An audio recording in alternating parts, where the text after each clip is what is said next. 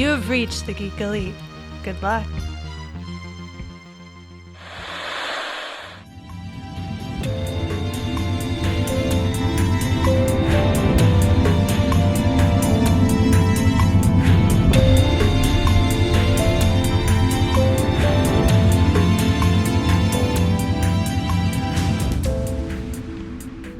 Welcome back for another shift on the Geeks Watch. This week, we are continuing our talk on Netflix's Shadow and Bone. We're now up to episode 2, and let's see if I can get the title right this time. It is called We're All Someone's Monster. So there you go.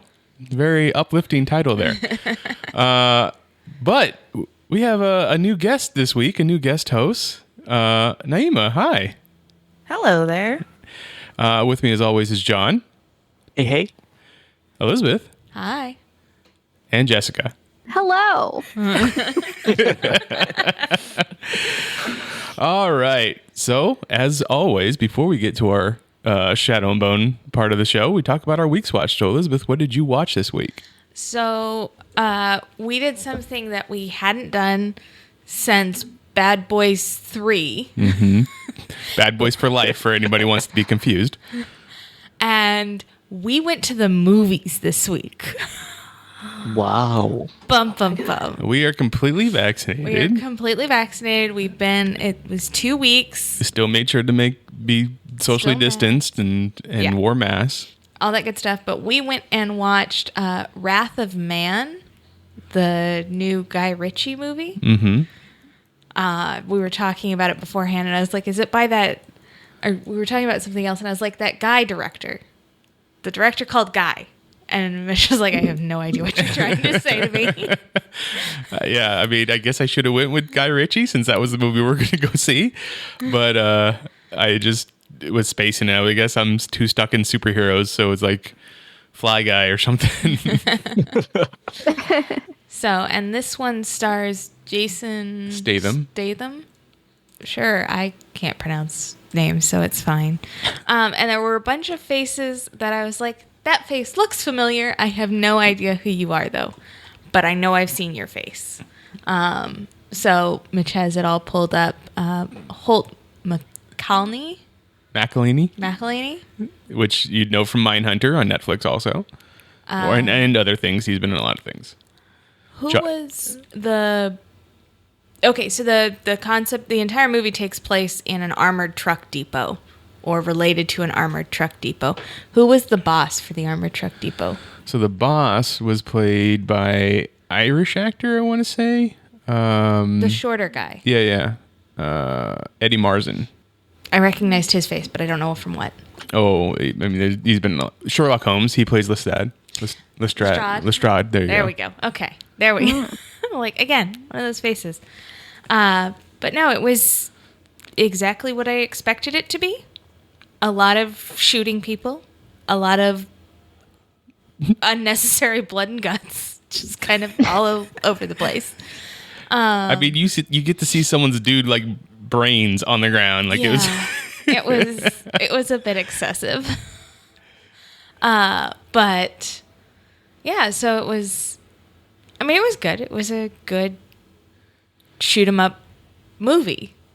It was interesting because it basically told you start in the middle of the story, get a little bit ahead, and then they take you back to before where the movie started, and they run that through 3 times from 3 different perspectives, and then jump back and finish it out. So it was a very kind of... Took me a minute to... They had to do a lot of 3 months earlier, 5 months later, 2 weeks earlier. It's like, okay, your timeline makes no sense to me, but sure thing. We'll go with it. At least it told you the time jumping. Yes. Whereas like lately shows have just been like, you're just going to have to figure out 3 episodes later that the time is jumping. Kind of like the show we talk about. Yes. Very much like Shadow and Bone. But no, so overall it was... I mean, I don't know what you thought about it, Mitch. You tend to have stronger opinions. I am the ideal... Like, for the studios, I'm probably the ideal movie watcher because I'm just like, it was good. I don't pay attention to whether or not it was shot well. I don't really catch if the costuming is good or the lighting is good. I'm just like, oh, I enjoyed the story. It's fine. It was a good movie. I would say that Guy Ritchie just is doing a lot of experimental stuff here with his shooting and how he decides to shoot the movie. It's definitely not like his earlier career, where Lock, Stock, and Two Smoking Barrels or Snatch. It's not like his middle of career, where it's Aladdin or King Arthur. It is a lot like The Gentleman, if you watched The Gentleman last year or 2 years ago. So he has moved into a new phase in his movie shooting career, and I'm here to watch more of it. So it's an interesting movie. Yeah, so that's out in theaters, and I don't know if you can stream it anywhere. I don't think you assume can. Okay. I don't think you can. It's probably going to be on premium VOD here soon, but I don't think it's anything like that yet. Fair enough. I just assume it's 2021 and it's streaming. Everything's streaming. And a special interesting part about this is it's an English remake of a 2004 French film called Cash Truck. So, Ooh. yeah. So it started as a French film. Yep. And then they made it in Britain, and now they're making it in Hollywood? No. Oh, okay. Just made in Hollywood by a Brit. The French title, I guess, is called Le Convoyeur. Convoyeur? Sure. Or Cash Truck. There you go. All right. So, Jessica, what did you watch this week? Well, this week was May the 4th, and Disney Plus premiered a new Star Wars series called The Bad Batch, based off of a group of clones that were introduced in the last season of the Clone Wars.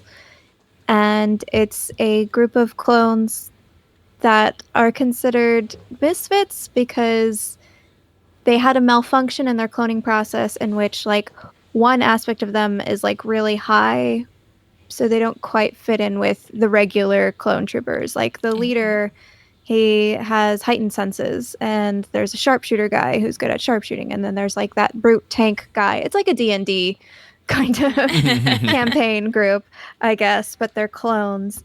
And it takes place... It starts right at Order 66. So, and you learned that they don't have the... I mean, if you know anything about the clones in Star Wars, they don't have the little chip in their head that makes them follow Order 66. So there's a lot of... Or they do, but it malfunctions because of their differences, kind of Because they're thing. misfits. Okay. Yes, because they're misfits. And actually, I wasn't expecting this, and this might be a bit of a spoiler if you haven't watched it yet, but they were with one of the Padawans that later is a guy that's in Rebels. He's the Jedi in the Rebels series, and you see that scene for him, but from the clones' point of view, and that was really cool. I was like, hey, it's Caleb before he became... I don't remember what his name is on Rebels, Gavin, or I can't remember what it is. Kanan. Kanan. Oh yeah, Kanan. Okay, I'm so great with the names, but but yeah, I was like, hey, it's that kid before he. Yay, cool. And it's a part of the world that we haven't seen yet. Immediately after Order 66, so the start of the Empire. So you actually see the Emperor's speech of him saying, "I am the Emperor, and New Galactic Empire," and you start to instantly see that switch to we're just going to control people pretty quickly. And it's fun to see how this group is reacting to that, and also how one member of the group reacts a little poorly to it. And they also introduce a new clone named Omega that is a young girl clone, and it does quickly turn into she basically gets adopted by this group of gruff men who are just like, guess we're parents now, kind of thing, which I'm totally supporting in the Star Wars universe. So she's also a clone of Jango? She is. Her background right now, well, I don't know. Her background is a complete mystery. You just know she is a clone, and she is like the Bad Batch, in which she is malformed or in some way. I don't know if the malformation is that she's a girl or if it's that there is something else with her, and I'm sure it's that there is something else too. So if she, I mean, I don't know if she is a clone of Jango, also this is like an X-23 with Wolverine thing, like just the female version, Maybe. or she's just a clone of somebody. I have no idea yet. And I think that's going to be the mystery of the series. Because, I mean, we do know eventually, right now, General Tarkin is talking about, stopping the clones productions and just using normal people as stormtroopers, which is what happens. We do know they stop clone production eventually. But we also know from The Mandalorian that they also, and then from The Last Jedi, that they start cloning the Emperor. Like, they start to work on Force-sensitive clones. So I don't know if she's like the first of her kind within the Force-sensitive or what. It's just not... That's the great mystery. But it's just fun to see things like them switching currency really rapidly and like forcing people to get like codes, like putting a code system in order for them to get the Imperial credits. So they're basically giving people, I guess, social security numbers is a way, but it also feels like a tracking number. Yeah. Well, I mean, kind of thing. That's what a social security that's number what a is. social security number is. Yeah. So, like, yeah, it's very interesting. There's a lot of callbacks to, I mean, characters like Caleb as a Padawan, and then also Tarkin, and then there's another clone trooper that had left the clones and was a deserter. He's in the second episode with his family, which is utterly awesome because I liked him and his family. So it's fun time. I'm having a great fun time. Good. There are 16 episodes in the first season, so it looks like you got a lot of things, or a lot of show to watch. A lot of they're show. long. Yeah. Which also, first- oh, sorry, go ahead. Okay. The first episode was, I think, 75 minutes long. So I can't 75? remember. Yes, I think Wow. so. And it's animated, it looks like. Yeah. Yes, it is animated. So it's from the same people that did the Clone Wars. It's still Filoni, yeah, doing it. But yeah, it is animated. It's really good animation, though. I really like their animation style. And it's just, I can't remember how long the second episode was, though. It was probably at least 30 minutes. It was like 50 something. Was it? Oh my gosh. I think so. Okay, a lot did happen, but it doesn't feel long. It says I it's will only note. 30. No. Yeah. Oh, it's Yeah. 30? Is it only 30? Okay, cool. Yeah. The All first right. one was an hour and 10 minutes, and the second one's 30 minutes, according to IMDb. Okay, that sounds about right. But this is also, the Bad Batch is also kind of the reason why Loki has been moved to Wednesday nights or Wednesdays on Disney Plus instead of Friday. Because I guess it's still going to be going when Loki comes out in June. So there you go. Anything else you want to bring, or did anybody else have some opinions on the Bad Batch? I didn't watch it. Yeah. I didn't watch it. John, you watched it. Watch it. I did. I like it. I didn't think I was going to like it. I want to preface that by saying that I didn't care about the Bad Batch and the Clone Wars. I'm like, and honestly, that's only because it's a carryover from the previous extended universe that they decanonized. There were already what they would call null arcs and the Republic Commandos, Yeah. who basically had the same function and character types as the Bad Batch. Okay. This is just more like the Disney-fied version of those characters. So I was like, yeah, you guys are just trying to replace the characters that I liked better from Republic Commando. But surprisingly, I really enjoyed that first episode, and like now I want to keep watching it. It's definitely it's caught my attention because of the greater world building that it's establishing. Like, I've always wanted to see that transition from the Republic to the Empire, which we only got a brief little bit in episode 3. And now we're really diving into like those unknown sections in the new canon. So I'm excited about that. Jessica, did you have anything else did you watch this week you want to talk about? Well, I've moved on to an Avengers show that took place in 1999 for Marvel Animation, and Falcon is on it. And I learned that his Red Wing in the comics is a red bird, and I don't know why MCU didn't keep the red bird because it's adorable and I want it. Because the MCU has deemed him technical superhero, so you got to have technical stuff. He doesn't get to have a bird friendship.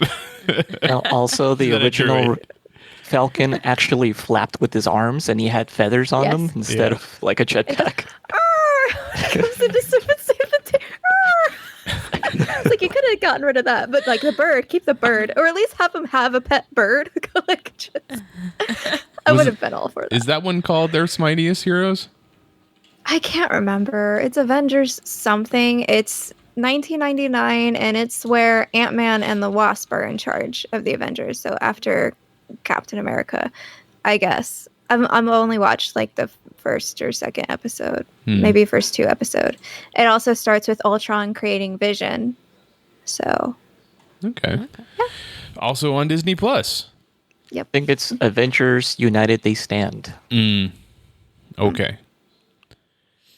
Well then, John, what did you watch? Oh, sorry. What, Jessica? Sorry. Yeah, that does sound right. So, All right, John, what did you watch this week? All right, so this is going to be a retroactive Geeks watch because I didn't have a lot of time and really just kind of watched The Bad Batch also. And basically... 75 minutes, I see why it took up all your time. Yeah. The short version of that is I want to say it feels like a Sophia the First for boys. And I'll explain that further if you want to at me later. Anyway, I want to go back and talk about something I watched a couple weeks ago called I'm Thinking of Ending Things. All right, so this movie's directed by Charlie Kaufman. And I mean, the title seems very provocative. It looks like it's about ending a relationship. And knowing who it's from, it's going to be a little weird. This was a lot of weird. This movie... so imagine... this probably won't mean much to a lot of people here, but imagine if Naked Lunch had a baby with Mulholland Drive. That baby was given up for adoption. And in like Great Expectations era England. You get this movie. Okay, none of that made any sense to me. For sure. Google Good. all of those. Then you have a good basis for what this movie is. Because this movie is cuckoo. So it's basically a character who's only known as the narrator or young woman, played by Jessie Buckley. And she starts off the movie as, I guess, the protagonist, narrator. You hear a lot of internal monologue. She's talking about how she wants to break up with her boyfriend that she's only been with for a couple of weeks. And this is the first time she's going to meet his family. And they're going to be driving. They're like in Oklahoma, I think. And it's the wintertime. So there's a lot of them just sitting in the car with nothing but snowy wasteland on the outside. Most of the times you can't even see a background. It's just like stark white. Or it's dark because it's nighttime in other parts. Overall, I think for a... What is this? A 2-hour movie? Man, this definitely feels it. It's an hour and 34 minutes. They spent, I want to say, maybe half of that time in the car. Wow. Just going back and forth, talking and having like these deep philosophical conversations. It only gets weirder from there. So when they get to the parents' house, there's a lot of really weird, suspicious things that happen. And then eventually you start seeing that the timeline jumps around because you see the parents first as kind of old people. And then in the next scene, they're way younger. And I mean like noticeably different ages. Like at some points they look elderly. At other points they look... one of the parents is Toni Collette and the other is David Thewlis, who seems to be a Charlie Kaufman regular nowadays. He's Lupin from Harry Potter. Oh, okay. And was he in Wonder Woman? He was Ares, Yes, I think. he was Ares. Yeah. And yeah, so like he's the one that's the most easiest to kind of tell like when the timeline jumps, because Toni Collette, don't really know her from a lot of things, but I know she's not that old. But it's just easier with him because he plays more like the hunched over, slow moving, talking kind of like with dementia. And other parts he's like walking straight and, you know, his hair's not all gray and a little like faster talking, I guess you could say. And it jumps around like that for no really discernible reason.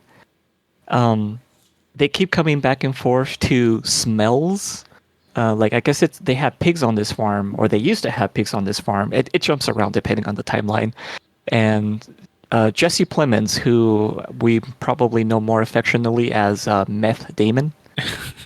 I mean, I don't feel like it's fair to call him that. Ouch. I mean, but that's fair because he was on Breaking Bad, wasn't he? Yes, he was in Breaking Bad. Yeah, so I mean that makes sense. He does kind of look like Matt Damon, and he was in a show about meth, so it's not just because he looks like a lesser version of Matt Damon. I don't like that moniker myself, but it is kind of how I remember him best.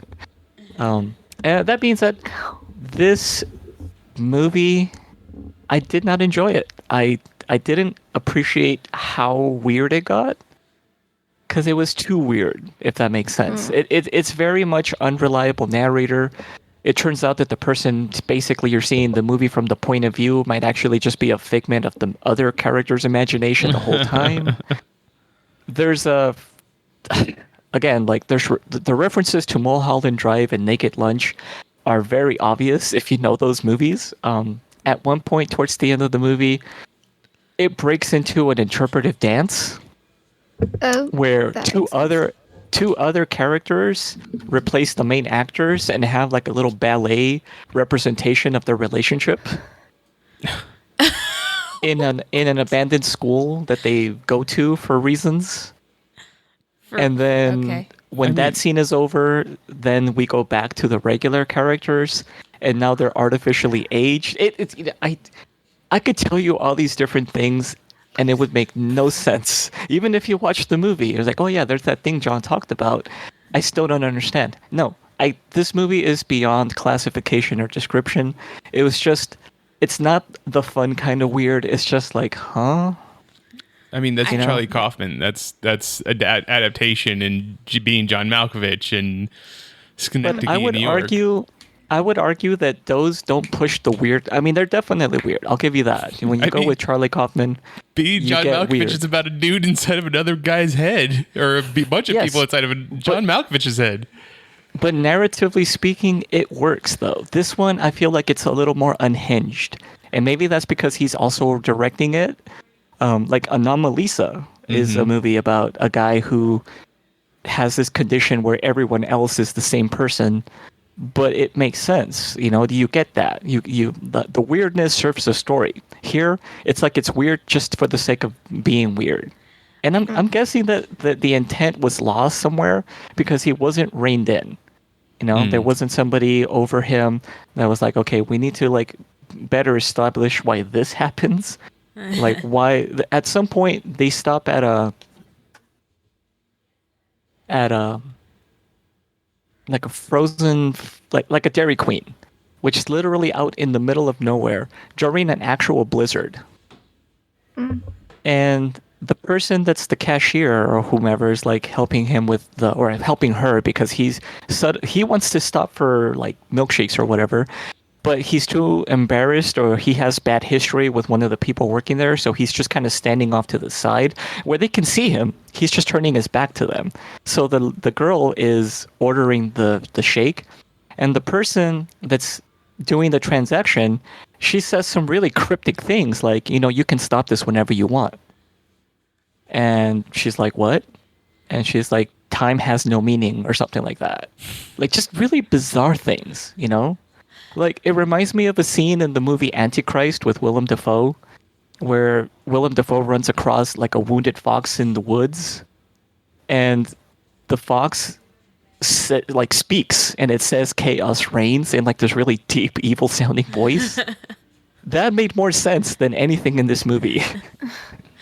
I think the best indicator of the quality of this movie, John, is just the fact that you found it too weird. Which tells me that it's too weird. It's too weird. I can't imagine somebody coming away from this and being like, "Wow, that was a nice watch." Like, no, like this was experimental to say the least. Yeah. You've got a much higher threshold than the rest of us, I feel like, except maybe think Jessica. So. Yeah, probably. I was the only one who liked The Dead Don't Die, after all. So, So, yep. That's pretty much it. It was on Netflix. Yeah, as I say, Netflix is pretty much allowing people just to do whatever they want, free reign. So it makes sense. Netflix, or I'm thinking of ending things is on Netflix. My week's watch was also a Netflix original. It is the new series, and I only got through 5 episodes of Jupiter's Legacy. It is a comic book it's an adaptation of a comic book created by Mark Miller. It's essentially what would Superman be like today if we just kept him in 1932, like he was created in 1932, and he lived out his whole life. So he's in modern time, but he's older and he has kids, and the world is kind of changing around him, where they're like, you just capture the bad guy and throw him in prison when these supervillains are willing to kill any of us at any time. You should be willing to take more drastic measures too. And it's yet another superhero TV show, comic book that's breaking down tropes and trying to show you that it's not all black and white the way that comic books are written. There's a lot of gray ground. I would say that I'm not enjoying the show. It's okay. It definitely has a Watchmen look, but it does not have the storytelling of the Watchmen. It has a lot of the boys like themes, but once again, not in a cinematic feel. And you also get a lot of Invincible kind of storytelling, but it's not as character driven. So you have all these characters that you have to keep track of, much like any mystery box show, Lost, Heroes, things like that. But I really feel like they are not doing a good job of making me care about any of them.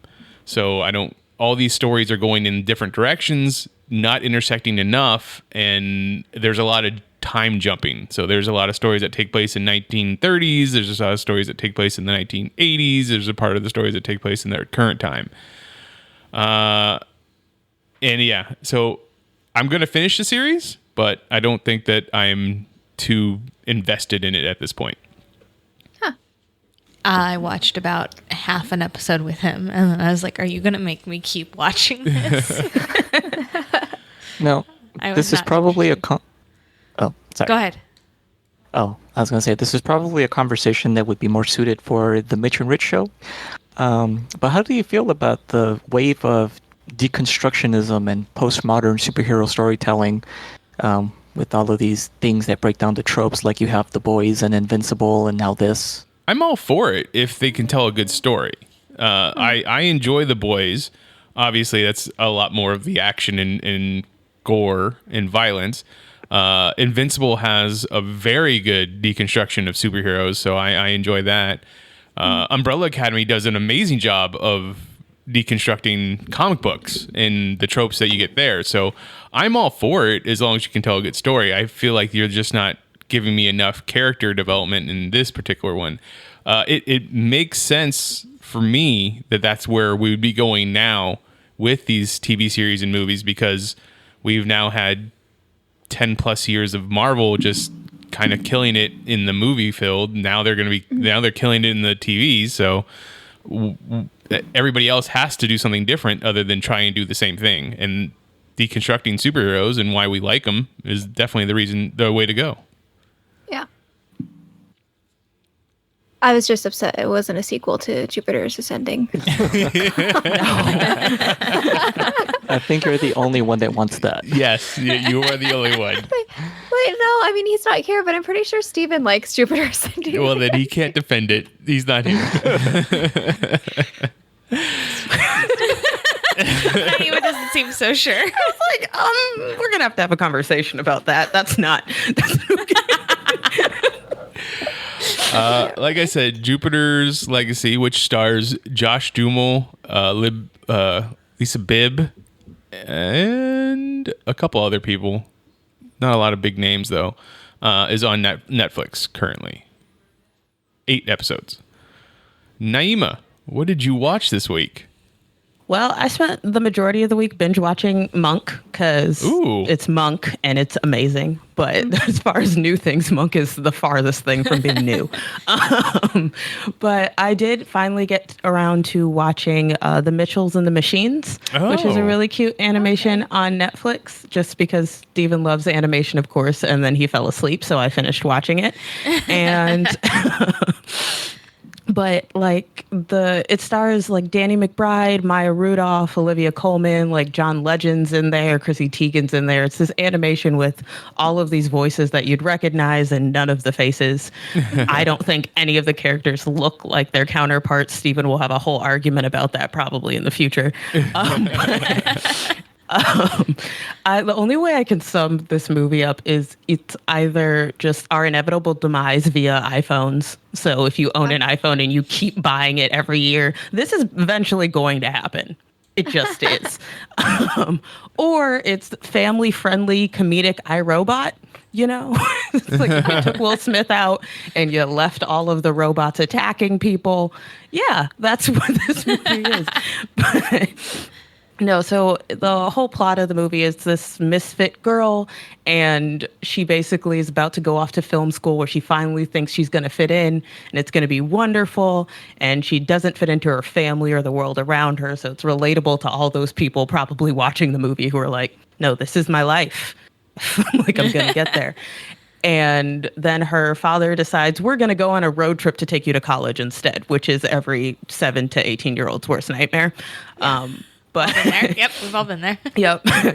Because it's like, yeah, you got to spend time with your like overexcited father for thousands of miles. But all in the course of this, there is an inventor, sort of your millennial Steve Jobs, who's like, I've been creating cell phones for years, but this new AI, it's going to be great, chucks the cell phone, has invented robots. So robots are replacing your cell phones now. Okay. Obviously, he built the robots using the cell phone. So our big bad in this is a cell phone who does not like being disposed of and takes control of all of the robots and basically decides humans are a disposable species. So this is the prequel to Terminator Yep. and Skynet. And rounds up all the humans, puts them in little like Wally pods. So basically, you know, like all the humans get really big in their little pods. There's these little things, they shove the humans in there, tell them it's going to be fine because there's Wi-Fi. And they're like, oh, okay. Obviously, they hop right in. And then plans to ship them off into space. It's great. That's not unheard of, unrealistic. Yeah. Tell people there's going to be free Wi-Fi. I'm sure they'll do just about anything for you. Listen, if I don't have a chance at survival, I'm going to get in the pod with the free Wi-Fi. Like, there's no backup plan to save me. This is the best that we can do. I'll take it. But this family of 4 decides, yeah, well, we're going to save the world. So father, probably like 5-year-old kid, mom played by Maya Rudolph, which you can assume is Maya Rudolph, a cartoon character. And our main character, trekking around the country trying to save the rest of humanity, and they're doing so purely just through family antics and like dressing up as the robots and trying to infiltrate like the giant kingdom of the robots. But it was a solid movie. I really did like it. I kind of feel like it's those one-off watches. Like you watch it, you enjoy it, and then you forget it ever exists. Let me ask you this, because I am not a fan of Danny McBride's. Is he good as a voice actor? So I pay so little attention to that sort of thing. Okay. But I think overall his acting in the movie is good. I have not seen Danny McBride in almost anything he's been in, like live action as a person. So whether it's better, the same or worse, I can't tell you. But the comedy style is pretty much the same. But if anything, you don't hear him that much. You hear a lot more of Eric Andre. You hear a lot more of Maya Rudolph. So if anything, it probably won't bother you that he's there. I appreciate that. Anybody else get a chance to watch The Mitchells versus the Machines? No, but I was contemplating it, so it's good to know that it's worth at least watching once. Okay. It's very cute. I like cute. Cute is good. The Mitchells versus the Machines is now available on Netflix. Okay. everyone, let's get we're just a Netflix filled episode. This is Netflix's Shadow and Bone episode 2. Everyone's someone's monster. What are our thoughts? I just want to get this out of the way right now. Is this going to be a thing where they're going to do like a love triangle between like Ben Barnes and Alina and Cal? No, Mal. That's his name. So Mal, I mentioned that I read the book, right? And Yeah. I stopped reading it. I stopped reading it because I was like, I hate love triangles. I hate them. I hate them so much. I was not connecting with Alina enough to get through the love triangle that I thought was going to happen. And I think this is pretty much when I stopped was, and you was like, oh my God, and just threw it. Like, I'm not reading this love triangle. No. So I don't know if that's exactly where it goes, but that is why I stopped reading the book, because I saw it and I was like, no, I'm not doing this to myself. I mean, it's definitely not present in the dialogue yet, but the way that they're filming the Ben Barnes character and Alina character, I forget what Ben Barnes' actual name is in the show, but the Dark General or whatever his name is. Kerrigan. Yeah. Yeah. The way they film the two of them and the way he keeps looking at her, I'm like, oh, they're gonna be interested in each other, and then Mal's gonna show up and be like, oh, what's up, man? That's not cool. What's up? I don't know if I got love triangle from it, because I definitely got more he wants to possess her because he wants her powers. Like, not I'm interested in her in a romantic or sexual way, just how can I use her for my own gain? Do you mean like Spike and Buffy, Yeah. who eventually become a couple? Hey, Spike and Buffy were good. I liked them. He literally wants to kill her in the first 2 seasons. In the first 4 seasons. 4 seasons. I Can't then- control that though. Yeah, we've then established on Love of Pages that I do when it comes to fiction relationships, I go for the toxic one. Yeah, no, but I don't think that she has any interest in the general, and I don't think she's going to, because I think she doesn't trust the geishas. She did lean Gracious. forward Gracious. after the end of that conversation, though. I don't know Yeah. if you noticed that, Yeah. but she was leaning forward. It's like, ooh. I mean, though, that jawline, and I get it. I say that may just be the actress's body involuntarily, Just like, irrelevant to the storyline. So we should throw this out there first, or after this. Naima, you've already went ahead and watched most of the season or all of the season? I watched the whole thing. Okay, The whole so you thing. have- I was like, I plead the fifth. You have knowledge that we yet do not have. If you can, please stick to just the second episode. If I you can will. remember. Okay. Are we still sticking to the 1 week time period in between the 2 different settings? Does anybody know? Has it caught up in the past version where Alina is? I couldn't think it's tell. caught up. Because I think when she is being led away to by the healer, she like the guy the other general that's right there with her says, you go with her, and then the next time we see her, she's being led into Kerrigan's tent. So I'm guessing that week happened where she healed up. Well, no, that was the same day. no. Was it? She's not wearing the same clothes. She's wearing like a white shirt, a white top That's instead of literally the. just what's underneath her That was army her coat. underclothes of her uniform. Yeah. Okay. It was literally So just, then it is a week Yeah. in Yeah. between still. We're still going to be playing catch up. yes. Yes. Something important happens in that week then. Well, yeah, she learns her powers, would be my guess. All right. I guess I was a little bit more excited about Brecker's story in this episode. Like Yeah. getting to see him like kind of freak out and then put things together, and we now have a way sort of through the fold for him, I think. A way that we don't know about, but yes. But yeah, well, we have leads to a way. Also, I understand that dude is really good with his guns. Jesper is really good with the gun. But if you're gonna draw on someone, you don't want to throw that twirl out first. Like it's only slowing you down. That's all I got. I know it's in the mirror and he's flourishing. I was gonna say he says he specifically says that he likes to do it with flair. So He's just sticking the character.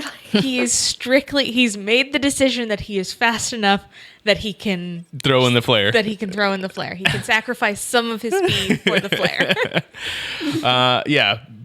Jesper and Inej Inej are probably my two favorite characters at this point, or at least more interesting, most interesting characters. I like Knife Lady. Inej, yeah. Yeah, when she almost hits Brecker with that knife, I was like, "Yep, that's awesome." So, what are other people's thoughts? What are your thoughts on this episode? Again, it's one of those. I like it. It's definitely bingeable, so I know why Naima just watched it all the way through. And I think this show plays better if you binge it all instead of the week to week. It's probably going to be fit better. Yeah, I think we're gonna feel that way. I think we're gonna feel the way about it the way we did about Carnival Row, where. But you couldn't binge that one. No, but we said that we should have. You should have, We should have been able to binge it because it probably would have been better binged. Because there was a lot of the little stuff that we didn't like, but the overall storyline was good. And that's definitely where I feel about this one is I'm like, I like it. I'll keep watching it. I don't hate it like we hated Vagrant Queen. But but I'm also not like super enthralled. I'm not itching to get to the next episode. It's like, okay, we'll watch the next episode next week. That's nice. But I am intrigued to see how the conductor gets across the fold. Part of me thinks he is also a sun summoner, and that's why he has all of the people who he takes across blindfolded, because he doesn't want to give himself away. But that makes sense. Jessica, your thoughts? I don't know. Yeah, I'm enjoying the show. This one was very heavy in the reasons why I couldn't read the book, though, was the introduction to a potential love triangle or something, and then also just Alina just constantly being like, nothing's changed. I didn't do anything. I'm not a Grisha. And I'm like, girl, just stop. Like, you clearly are. I get it. And then Mal being like, she's in danger. I gotta go desert. And just like, I'm like, ugh. It's just the aggravating, like, teenagers' egocentricism that they really think the world evolves around them. And these two characters, although they should have seen the reality of world right now and know that life is not fair, you have to do the things you have to do. You're both in the army, so you should know this by now. And them just fighting that constantly through this episode just drove me insane. Like, I'm just like, I get it. It's not fair. I know. I get it. You have to separate. But you guys were technically separated for a bit before anyway, and you guys just reunited. And then I just... I don't know. It drives me insane. I'm not a teenager anymore. I can't relate to it anymore. Like, just deal with it. I'm sorry you're a sun summoner. I'm sorry you don't want to be it. I get it. Like, and this is why there's certain young adult books that I like, because the chosen one is legit like, hell yeah, I'm the chosen one. Look at me. I'm a badass. Bow to me. I much prefer that character arc when it comes to chosen ones, as opposed to the one that's like, I don't want this. Like, I don't want to save the world. I'm like, yes, it's hard. I know, but I'm glad to know that there are certain stories out there where the person accepts the fact that they're the chosen one, because it seems like the one that we always get adapted into a movie or TV show is the one where that's, this is too much. I don't want this. I don't want to be known for anything. It's like, come on. Yeah, it takes a while, but the specific one I'm thinking of is the Throne of Glass series by Sarah J. Maas, in which the main character is very powerful, and she's openly like, I'm very powerful, and I'm pretty too. Y'all should, like, bow to my will, kind of thing. So, but she's good. She's not evil. Like, yeah, that's probably the one that stands out the most in my head. I know there's another one, but I just can't quite remember. But yeah. In this particular episode, we got a reason why she didn't know that she was a sun summoner or a Grisha in general. does everybody accept that? Like, one, I don't know if you got to that point in the book. Did they explain that in the book that the two of them ran away and just because Mal didn't want to get tested or something? I don't know. Because Mal couldn't be tested. Mal couldn't get tested, But which the whole is, you can't be tested if you're sick or injured seemed weird, like a weird rule. Like I feel like that was just a thing that the kid made up right there just to pick on him. Probably. Yeah, it seems like it. Like, because the other thing is they say, like, you'll have to get tested next year. So it's implied that every year they come to this orphanage and test them. So I'm like, did they hide every single year then? Pretty good hiders. I do like the representation of, I guess, the headmistress, where she's just like, they're gone. Whatever. I'm not chasing you. I don't care. I know you're laying down in that field. Don't get tested. I'm not chasing you. I'm done. It's not worth it to me. No. John, thoughts? I have a couple. Okay. I like this episode better than the first episode. So I feel like it's investing me just a little bit more. I really appreciated that I got to get a close-up look at some of their rifles when they're at the battlefield or recovering from the big event. And I'm like, ooh, those are definitely Russian World War II rifles. That's awesome. Yeah. So I'm a big fan of those old Moes and Nagants. Enemy at the Gates, great movie. And of course, Knife Lady, very good addition to this. But my biggest takeaway from this episode, and unfortunately Steven's not here because this is going to be directed at the gentleman here on the podcast, but what's keeping us from dressing like turn of the century, like well-to-do men about town? Money? Like, they look rather dapper. I mean, there's Goodwills. I'm assuming we can go and get but I think it's just, I mean, Gunslinger's aesthetic is like goals right now for me. I'm like, dude, I want some high collar, double-breasted, like filigree vest type stuff going on. I think that's something I have to start implementing just because it looks cool. I think The other you're gonna thing be is hard up to find some 20th century, turn of the century like clothing, like at Goodwill. At Goodwill, yes. Goodwill, but, you know. Yeah. But I do think it could be found on the interwebs. Oh yeah, Yes. with money. definitely. Probably not with that much money. All right, well there you go, John. There's definitely Wish, but then it'll probably fall apart after one washing. And it will have things in the pockets that you don't want. Probably. So yeah, overall, I like Ben Barnes in this. The whole I'm Shadow, you're Light duality that they have is gonna interplay, I'm sure, into this. Naima's face is great.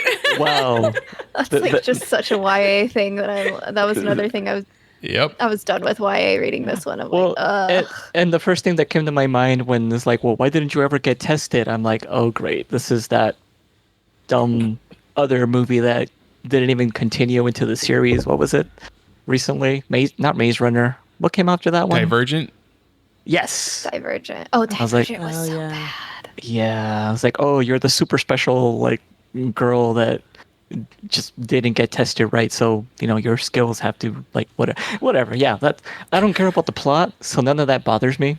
I am simply here for the look of everything, and it's getting better in that sense. Okay. Naima, do you have anything you'd like to throw in there about episode 2? Episode 2. So I think I'm the exact opposite of you, where I don't really like Kaz's character, and I'm just kind of here like I will breeze over his parts. Like, I watched it once through, and then I watched it again, and I was like, I don't need to see this. Like that part didn't interest me that much, because it's a lot of just like, it's him. He's trying to set up his team. He's trying to go somewhere, but he just keeps making what I think are the dumbest mistakes ever. Just like you have to know, like, you've got competition. This is like for 1 million, whatever the currency was that they're going after. Like, maybe operate a little more stealthily and maybe Like, yeah, like don't do things that are just obviously going to turn on you. Like none of this seems like a good plan for them. And that might be his character. We might find out more about that. But of course everyone sees the love triangle happening. I think that was obvious the second his character was introduced, like, Kerrigan's character. It's like, oh, he's nice the shadow. guy friend. Yeah. Yeah, she's the light. Oh, we left the best friend from childhood. Okay. Well, I mean, Cool. I think you should probably pick up on it from the casting of Ben Barnes, a very beautiful young man. Like, he's going to be a love interest at some point. It's like if you get Jude Law in a movie, you know he's going to be someone's love interest. Ben Barnes is the next step. Someone should just make a movie that's the exact opposite. Put the most attractive character and then give them nothing. That's what I'm holding out hope for. All right, I am holding out hope. But yeah, I want, I'm incredibly invested now. Obviously, I've seen more than the rest of you, but I got to the point where it's like, I guess I'm going to read a YA novel. Like, I've got to find out what happens next. And I cannot wait until Netflix decides 4 years from now that it's going to put out the second season of this TV show. So yeah, I'm invested. I think I love Knife Lady. Knife Lady's great. I'm just gonna call her that from now on. But Jesper is my favorite so far. He's he's kind of roguish and I don't want to say unhinged. He's I mean, he's definitely a rogue that put a lot of his skill points into charisma instead of dexterity. But it's good. We like it. Yeah, and it's it doesn't seem like any of parts of Kaz's team is actually Kaz's team. It's just I found all these people just sitting on the street and they needed something to do. So let's be a part of this ragtag gang of people that are going to cross the fold. So, yeah. Any thoughts on what we're going to be getting here from the rest of the crew? Coming up in the third episode. I think there's 8 episodes total, 3 to 8 episodes. So I did have a question. And Naima, I don't know if Naima is going to be permitted to answer this. I am wondering if anybody thinks Mal might end up with Grisha powers, because Alina specifically said we didn't want to be any more different. I mean, it's possible. I like the idea, when the way that they were filming the fact the two of them were in 2 separate places, but yet still feeling for each other, and then her power kicked in when she was holding his hand. It's definitely feels like he has what kind of power, Grisha power he would have. I have no idea, because it all seems like elements, unless he's heart, just like the Captain Planet kid. Well, that one medic looked like she was a bone mender. Yeah, there you go. The healer was a bone mender. Yeah. You got the heart people. So I think that I was just Grisha curious. powers are up in the world. You can do/be anything that they can put there, heart render, cool. Bone person, awesome. It's a part of your body and it exists. They can make it. The sun summoner seems like such a off the wall thing to think of. Yes, this person can summon not the sun, it seems. I don't know if it's the sun she's summoning or just light.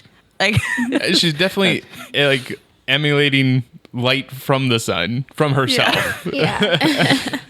So it's quite possible. I know watching the end of the first episode, I thought they were going to think it was Mal that had the powers. And then of course we find out it's not him.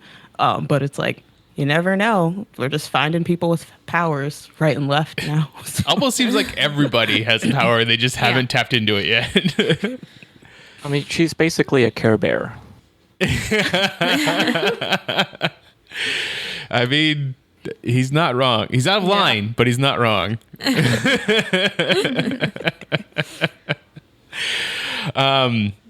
Okay, so I mean, if Mal does get powers, how do you see that manipulating the future for Alina?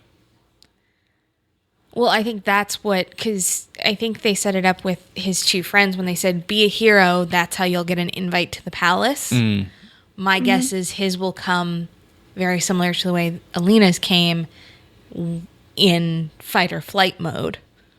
Yeah. And that will get him an invite to the palace, which is if I get defeated in my holdout hopes that there isn't a love triangle, and there is, that's how you'll get that set up. I mean, he was pretty much dying when that creature got a hold of him. I don't know how much more fight or flight he's going to need. Well, except it may not have been something that would have assisted in that moment. That's fair. Be something to help out Alina when she's in danger and he's not almost dead.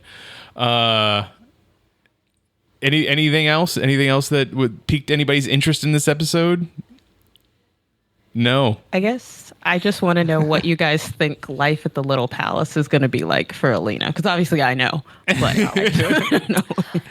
Oh, it's going to be hell. No way. It's not. It's going to be a lot of discipline and all that. Although, once again, she's in the army. Like, she should know. She's going to start out hating it, and then there will be some female Grisha that will befriend her and make her feel a little more welcome. And honestly, I want to know, was this book written by a guy or a woman?